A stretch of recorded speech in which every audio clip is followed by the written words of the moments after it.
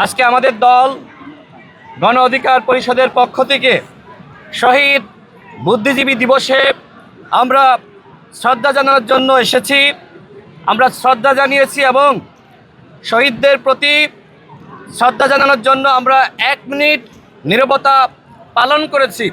আমি আজকে অত্যন্ত ব্যথিত, অত্যন্ত কষ্ট পেয়েছি কিভাবে ফ্যাসিবাদের দোসর জাতীয় পার্টি এখানে শ্রদ্ধা জানানোর নামে শহীদদেরকে অপমানিত করার জন্য আসতে পারলো। প্রশাসন কোথায়, পুলিশ কোথায়, আর্মি কোথায়, বিডিআর কোথায়? আজকে তারা কি করছে? এইভাবে যদি শহীদদেরকে অপমানিত করার জন্য ফ্যাসিবাদের দোসররা এই বুদ্ধিজীবী কবরস্থানে এবং এই বেদিতে আসতে পারে, সেটি জাতির জন্য অত্যন্ত দুঃখজনক। এইভাবে কিন্তু তারা শ্রদ্ধা জানানোর নামে তারা কিন্তু সংগঠিত হচ্ছে। আমরা মনে করি আজকে এখানে জাতীয় পার্টি শহীদদেরকে শ্রদ্ধা জানানোর জন্য আসে নাই, বরং আওয়ামী লীগকে নিয়ে জাতীয় পার্টি শহীদদেরকে শ্রদ্ধা জানানোর নামে অপমানিত করার উদ্দেশ্যে এখানে এসেছে। আমি সরকারকে বলবো, এই বিষয়গুলো আপনারা গুরুত্ব দিচ্ছেন না। আপনারা মনে করছেন জাতীয় দিবস, এই দিবসে যে কেউ আসতে পারে। আমাদের স্পষ্ট কথা, ওই যে কেউ আসতে পারে এটি আমরা মানব না। আমার ভাই হাদি হাসপাতালের বিছানায় কাতরাচ্ছে, আজকে তাকে হত্যার উদ্দেশ্যে গুলি চালানো হয়েছে। হাদি সম্পর্কে আপনারা সাংবাদিক ভাইরা জানেন, একজন মেধাবী সন্তান। যেমনিভাবে স্বাধীনতা অর্জনের আগে 14ই ডিসেম্বর এদেশকে মেধাশূন্য করার জন্য পাকিস্তানের এবং ভারতীয় দোসররা সম্মিলিতভাবে চক্রান্ত করেছিল।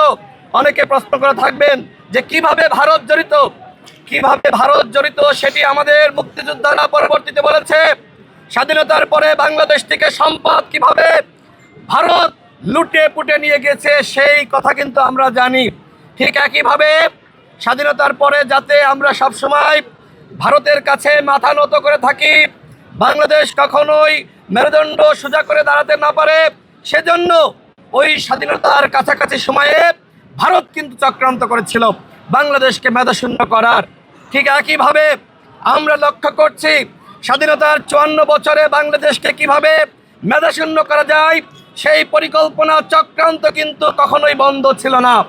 এবং সর্বশেষ আমরা দেখলাম সেই চক্রান্তের অংশ হিসেবে উসমান হাদিকে হত্যার উদ্দেশ্যে গুলি চালানো হয়েছে। সরকারের উদ্দেশ্যে বলতে চাই, আপনারা কিন্তু এখনো পর্যন্ত আসামিদেরকে গ্রেপ্তার করতে পারেন নাই। স্বরাষ্ট্র উপদেষ্টা আপনি কি করছেন? আপনি যদি এইভাবে দায়িত্ব পালন করতে না পারেন, দায়িত্ব ছেড়ে দেন। প্রয়োজনে ছাত্র জনতা ঠিক করবে বাংলাদেশের স্বরাষ্ট্র উপদেষ্টা কে হবে। গণঅভ্যুত্থানের সময় আমরা ঠিক করি নাই যে বাংলাদেশে শেখ হাসিনা আওয়ামী লীগ থাকবে কি থাকবে না। ঠিক একইভাবে আজকে আপনারা দায়িত্ব পালন করতে পারছেন না। এইভাবে সুষ্ঠু নির্বাচন কোনোভাবেই করতে পারবেন না।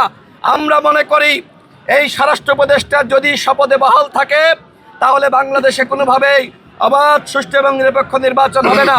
আমাদের একটি কথা, সেটি হলো বাংলাদেশে শুধুমাত্র সুষ্ঠু নির্বাচন হলে হবে না, আগামী নির্বাচন হতে হবে ফ্যাসিবাদ মুক্ত নির্বাচন। সেই নির্বাচনে আওয়ামী লীগ, জাতীয় পার্টির 14 দল তারা কোনোভাবে অংশ নিতে পারবে না। আমরা জানতে পারছি স্বতন্ত্র আওয়ামী লীগ নামে আওয়ামী লীগের পদধারী নেতারা যাদের পদ পদবি ছিল, তারা আগামী নির্বাচনে স্বতন্ত্রভাবে অংশ নেওয়ার পায়তারা করছে। আজকে 14ই ডিসেম্বর আমরা স্পষ্টভাবে বলছি, আমরা শহীদদেরকে আমরা অনুসরণ করি, আমরা তাদেরকে সবসময় শ্রদ্ধা করি। আজকে এই দিবসে আমরা শপথ নিয়েছি, যদি সরকার আগামী নির্বাচনে জাতীয় পার্টির 14 দল ফ্যাসিবাদের দোসরদেরকে জায়গা দেয়, তাহলে এই সরকারের বিরুদ্ধে আমরা আন্দোলন করে তুলব। নির্বাচন কমিশনের বিরুদ্ধে আমরা আন্দোলন করে তুলব। আমরা বিপ্লব করেছি। গণ অধিকার পরিষদ কিভাবে জন্ম নিয়েছে আপনারা সবাই জানেন। এই বাংলাদেশে 18 সালের কোটা সংস্কার আন্দোলন আমাদের নেতৃত্বে সফল হয়েছে এবং এই কোটা সংস্কার আন্দোলন গণ অভ্যুত্থানের প্রেক্ষাপট। এই প্রেক্ষাপট তৈরি করতে গিয়ে আমি নিজে 15 দিন রিমান্ডে নির্যাতনের শিকার হয়েছি। গণ অভ্যুত্থানের সময় আমাদের 11 জন শহীদ হয়েছে, আমাদের অসংখ্য নেতৃবৃন্দ গুলিবিদ্ধ হয়েছে, আহত হয়েছে। সেই শহীদদের রক্তর শপথ বাংলাদেশে আওয়ামী লীগ, জাতীয় পার্টি, 14 দল কোনো রাজনীতি করতে পারবে না, তারা নির্বাচনে অংশ নিতে পারবে না। আমরা শহীদদেরকে অনুসরণ করি। আমরা মনে করি স্বাধীনতার 54 বছরেও সাম্য, মানবিক মর্যাদা, সামাজিক সুবিচারের ভিত্তিতে একটি বাংলাদেশ আমরা গঠন করতে পারি নাই। 24 আমাদেরকে সুযোগ দিয়েছে। সেই সুযোগ অবশ্যই কিভাবে আমরা সম্পন্ন করব সেটি নিয়ে প্রত্যেকটা দলকে ভাবতে হবে। আমি সর্বশেষ বলি, আজকে আমাদের মধ্যে যে বিভাজন, এই বিভাজনের সুযোগ দিচ্ছে আওয়ামী দুর্বৃত্তরা, ফ্যাসিবাদের দোসররা। সুতরাং বিএনপি, গণ অধিকার পরিষদ, জামাত ইসলাম সহ বাংলাদেশের প্রত্যেকটা দলকে বলবো, যারা গণঅভ্যুত্থানের পক্ষের শক্তি, আপনারা একতাবদ্ধ থাকুন। অন্যথায় আমাদের সকলকে আজ কিংবা আগামীকাল উসমান হাদির পরিণতি ভোগ করা লাগতে পারে।